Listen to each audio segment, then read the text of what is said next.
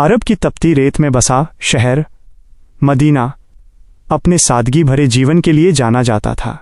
वहाँ लोग अमीर भी थे और गरीब भी, लेकिन एक चीज़ सब में समान थी, अल्लाह पर भरोसा। विराम। इसी शहर में रहते थे हमारे प्यारे नबी हज़रत मोहम्मद जीड। उनका जीवन बहुत ही सादा था।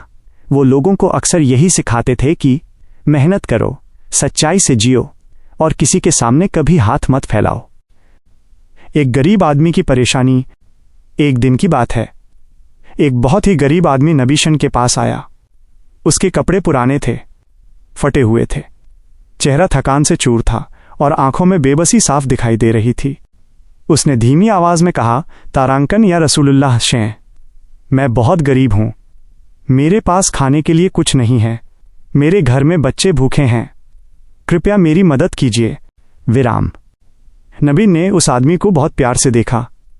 आप चाहते तो उसे तुरंत कुछ पैसे दे देते, क्योंकि लोग अक्सर नबीश को दान देते ही थे, लेकिन आपने उस आदमी को कुछ और सिखाने का फैसला किया, ऐसी सीख जो उसकी पूरी जिंदगी बदल दे।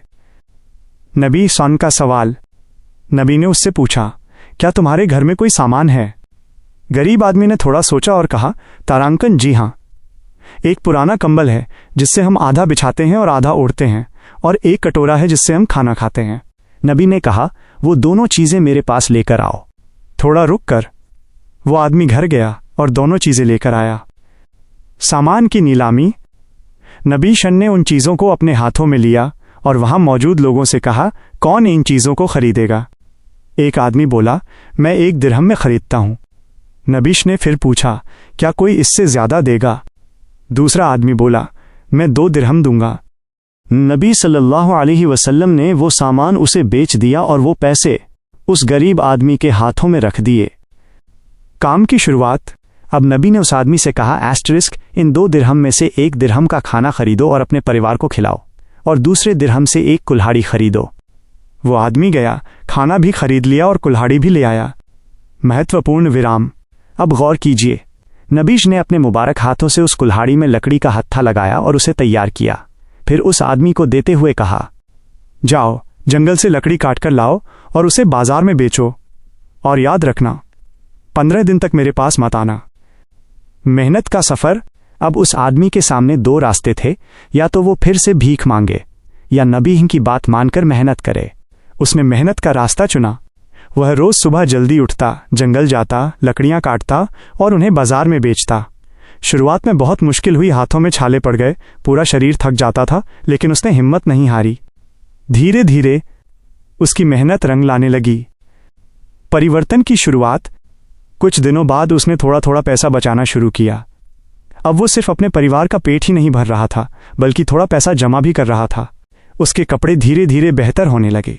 उसके चेहरे पर अब उदासी नहीं, बल्कि आत्मविश्वास दिखने लगा। 15 दिन बाद, जब 15 दिन पूरे हुए, तो वो आदमी फिर से नबी उनके पास आया, लेकिन अब वो पहले जैसा नहीं था। उसके कपड़े साफ थे, चेहरा खुश था और हाथ में कुछ पैसे भी थे। वह बोला, तारांकन या रसूलल्लाह, आपकी बात मानकर मैंने मेहनत की, अब अल्लाह के करम से मेरे पास 10 दिरहम हो गए हैं। नबी मुस्कुराए और फरमाया, ये तुम्हारे लिए उससे बेहतर है कि तुम कयामत के दिन इस हाल में आओ कि तुम्हारे चेहरे पर भीख मांगने का निशान हो। गहरी सीख। फिर नबी ने वहां मौजूद सभी लोगों को समझाया, भीख मांगना सिर्फ 3 लोगों के लिए जायज है। 1, जो बहुत ज्यादा गरीब हो। 2, जो कर्ज में पूरी तरह डूबा हो। 3, या जो किसी बड़े हादसे का शिकार हुआ हो। बाकी सभी लोगों को मेहनत करनी चाहिए। हमारे लिए सबक। इस कहानी से हमें बहुत बड़ी बातें सीखने को मिलती हैं। मेहनत में बरकत है। जब इंसान पसीना बहाता है तो अल्लाह उसमें बरकत देता है। आत्मसम्मान। किसी के सामने हाथ फैलाने से अच्छा है कि इंसान मेहनत की रोटी खाए।